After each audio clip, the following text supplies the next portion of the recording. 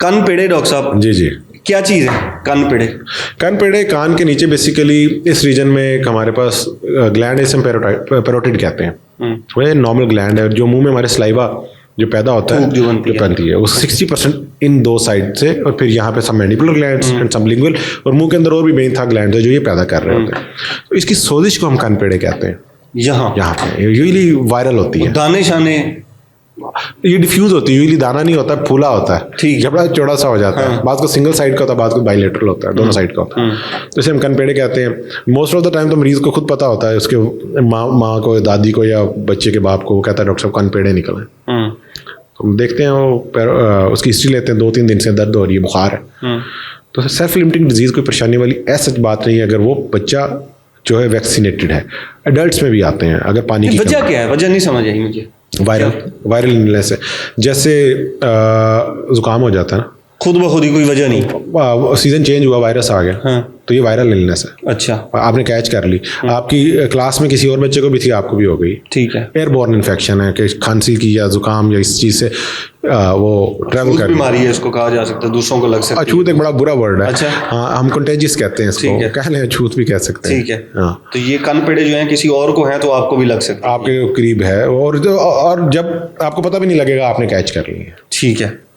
अब ये कनपेड़े जो है ये दर्द भी करते हैं? हाँ जी, अच्छी खासी बात का, बच्चा बोलने में बड़ा भी, क्योंकि ये ऐसी जगह पे ग्लैंड है जहाँ से हमारे मसल्स ऑफ मास्टिकेशन, जबड़े के चबाने के मसल्स, बोलने के मसल्स इसी रीजन में है। तो जब सोजिश होती है तो प्रॉब्लम करते हैं ये इसका कोई उससे ताल्लुक तो नहीं है, आयोडीन मिला नमक वगैरह के वो नहीं खाया उससे हो गई? वो थायराइड है। ये कनपेड़ों का ताल्लुक नहीं है उसका, किसी खुराक से भी ये नहीं होते? अभी तक जितनी रिसर्च हुई है उनमें सिर्फ पानी की कमी है। पानी की कमी? हाँ, डिहाइड्रेशन से होते हैं। इन गर्मियों के सीजन में रोज़ों में एडल्ट्स आते हैं हमारे पास। और कोई ऐसी खुराक जिससे ये बढ़ते हो? कनपेड़े अगर किसी को है तो उसको कहा जाता है कि ये चीज़ ना खाना? नहीं, हम नहीं कहते। नहीं कहते, सब कुछ खा सकता है जो रूटीन में खा रहा है। जो चीज़, हाँ, ये ज़रूर कहा जाता है कि जो चीज़ जिसमें पानी का खराज कर दे, फिजी ड्रिंक्स है, कॉफ़ी है, चाय है, ये ऐसी चीज़ें जो इंसानी जिसमें पानी का खराज कर देते हैं, ड्राई करे, जो पानी ड्राई कर रही हैं। तो इसकी एज क्या है? बच्चों में भी होते हैं, एडल्ट्स में भी होते हैं। सबसे कम बच्चों में आपने कितना देखा? 4-5-6 साल के जो स्कूल गोइंग बच्चे ज़्यादातर, मोस्ट ऑफ द टाइम। अच्छा, उनमें हो सकता है, और बड़ी से बड़ी एज में कभी भी हो सकता है? 40-50 तक देखे गए हैं। अच्छा, 70-80 के मैंने ऐसे नहीं देखे, कम देखे हैं। मैंने नहीं देखे, 70-80 का कोई नहीं देखा। अब ट्रीटमेंट सेल्फ लिमिटिंग डिजीज है।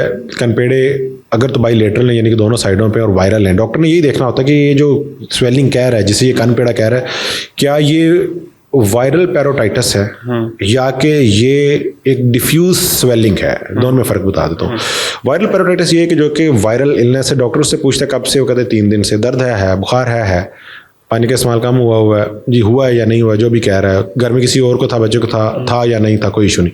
उसने टाइमलाइन ले ली कि ये 3 दिन पुराना मसला है और ये बड़े हुए हैं, और वो उसको सिर्फ जो है एंटी इन्फ्लेमेटरी देता है, पैनाडोल टाइप, और कहता है कि पानी दबा के पीना और रेस्ट करना है, और फिर साथ एहतियात बताता है कि इसकी वजह से एक कॉम्प्लिकेशन समटाइम्स हो सकती है, और काइटस यानी कि टेस्टिकुलर रीजन में स्वेलिंग या के उसके साथ हो सकती है। तो उसके लिए उसके फादर को या मदर को बता दिया जाता है कि आपने इसको देखना कि इसको वहाँ पेन ना है, ठीक है, और उसको रेस्ट का और पानी दबा के दिया जाता है, पानी ज़्यादा, और फिर उसको कहा जाता है 3 दिन बाद फॉलो करो मुझे, या 4 दिन बाद मेडिसिन साथ दे दी जाती है, ज़्यादा दवाई, ठीक है ना। और अगर तो वो बेहतरी की तरफ चला जाता है तो वेल एंड गुड, और अगर वो मजीद बढ़ रहा है तो फिर देखा जाता है कि ये बैक्टीरियल में तो नहीं चेंज हो रहा है, एंटीबायोटिक की जरूरत तो नहीं है, या टेस्ट करवाया जाता है। और ये एक तरह का होगा, इसे वायरल कह रहे हैं। तो ये सेल्फ लिमिटिंग है, डॉक्टर कुछ भी नहीं करेगा तो ठीक हो जानी, बस पानी पीना है, ठीक है ना, डॉक्टर का कोई रोल नहीं, शिफा लाने दें, ठीक है। एक बीमारी है कहने को तो वो स्वेलिंग है, ठीक है ना। अब ये जो बात आपकी आ गई, मैंने इसे जो अभी निगेट किया कि 70-80 साल में कनपेड़े नहीं देखे, क्योंकि कनपेड़े को हम फिक्स ही इसके साथ वायरल पेरोटाइटिस के साथ करते हैं। 70-80 साल में यूनिलेटरल आएगा, एक साइड पे आएगा, और वो कैंसर होने का शुबा होगा या गिल्टी होगी। अच्छा, एक साइड का जबड़े में या दोनों भी जबड़े में, और फिक्स होंगी और बड़ी स्वेलिंग होंगी या के और डिफ्यूज होंगी कि हम उसको डिमार्केट कर सकते हैं। अच्छा, जो पकड़ भी सकते हैं, पता है कि ये इसका मार्जिन है, उसमें तो डिफ्यूज है कि फैली हुई है, जैसे उंगली पे कोई हथौड़ी लगे तो फूल जाती है, वो डिफ्यूज स्वेलिंग, ठीक है ना। एक है कि वो उसकी हम उसको हम डिलाइनेट कर सकते हैं, ये गिल्टी है, पकड़ी जा रही है। तो इसमें पेरोटिड की कैंसर हो सकता है, पेरोटिड का एडिनोमा हो सकता है जो कि नॉन कैंसरस है। तो इस केस में सर्जन के पास 2-3 ऑप्शन होती हैं। अगेन हिस्ट्री कब से है, इसमें हिस्ट्री बता देती है। वो कहता है जी कि ये तो डॉक्टर साहब 6 महीने से है, थोड़ी सी बढ़ गई है अलार्म, पेनलेस है, दर्द नहीं है। जो पेनलेस जहाँ पे भी स्वेलिंग होगी ना, ये अलार्म दे देगी डॉक्टर को। हम ये समझते हैं कि दर्द नहीं है तो बड़ी अच्छी चीज़ है, लेकिन तो कहते हैं दर्द नहीं है कोई मसला नहीं, ऐसा नहीं। अच्छा, दर्द होना अच्छी चीज़ है। अच्छा, जो दर्द है ये जिंदगी की अलामत है। बच्चा पैदा भी होता तो उसे दर्द होती, चीखता है, रोता हुआ इस दुनिया में आता। खैर, तो वो सिंगल होती है, एक यूनिलैटरल, एक साइड की होती है स्वेलिंग, डिस्क्रीट होती है, उसे हम पकड़ सकते हैं, फील कर सकते हैं। तो फिर सर्जन क्या करता है, उसके पास 2 ऑप्शन होती है, या तो वो रेडियोलॉजिकली इसको पहले वो डिसीजन उसने 2 में से एक लेना होता है, टेस्ट दोनों ही करने उसने। एक तो उसने इसका मवाद लेके भेजना है हिस्टोपैथोलॉजिस्ट के पास, और एक उसने इसकी रेडियोलॉजिकल इन्वेस्टिगेशन करनी है CT या MRI की फॉर्म में।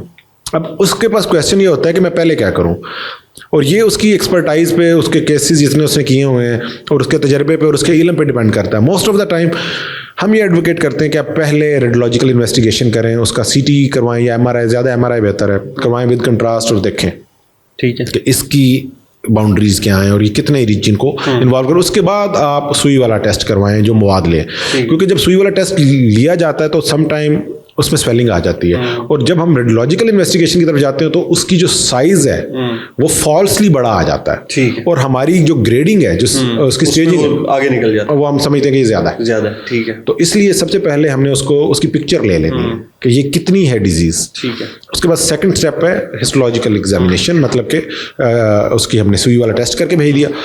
फिर इन 2 टेस्टों की बेसिस पे अभी आधी इन्फॉर्मेशन है, हमने ये सोचना है कि हमने इसे निकालना है या छोड़ना है। अगर तो सुई वाला टेस्ट कहता है कि जी इसमें कोई ऐसे सेल्स नहीं हैं जो कि मैलिग्नेंट हैं, तो हम इसे कहते हैं कि इसे वेट करो, 6 माह बाद फिर टेस्ट करेंगे, और हम ये काम करते रहते हैं टिल द टाइम कि अगर उसमें कोई ऐसी चीज़ आ जाए। लेकिन अगर वो कह देता है कि मेरा स्मीयर अच्छा नहीं है, मतलब कि आपने जो हमारे मवाद भेजा है वो पूरा नहीं है, तो हम दोबारा करते हैं, या फिर FNAB फाइन नीडल एस्पिरेशन जो है बायोप्सी करते हैं, हम बड़ा चंक लेके भाई उसमें अगर तो पता लग जाए कि ये अगेन है कोई परेशानी वाली नहीं है तो वेल एंड गुड, और अगर उसमें आ जाए क्योंकि अच्छे सेल नहीं है तो फिर उसको निकाला जाता है ऑपरेट करके, और फिर उससे पहले अगेन एक वर्कअप किया जाता है पूरी बॉडी का कि ये कहीं ऐसी डिजीज तो नहीं है जो कहीं और भी फैल गई पूरी बॉडी में, कहीं पे और इस तरह की गिल्टी कुछ और वो निकल रहा है, फिर देखा जाता है, वो फिर एक लंबा कैस्केड शुरू हो जाता है। ठीक है, तो कन पेड़े, ये कन पेड़े में तो नहीं आएगा, हम इसे टेक्निकली कन पेड़े नहीं कहते, कन पेड़े नहीं, लेकिन ये आम आवाम इसे कन पेड़े कह जाती है। जब आपने कहा ना ओल्ड एज की जब बात की तो मैंने उसे निगेट कर दिया, लेकिन मरीज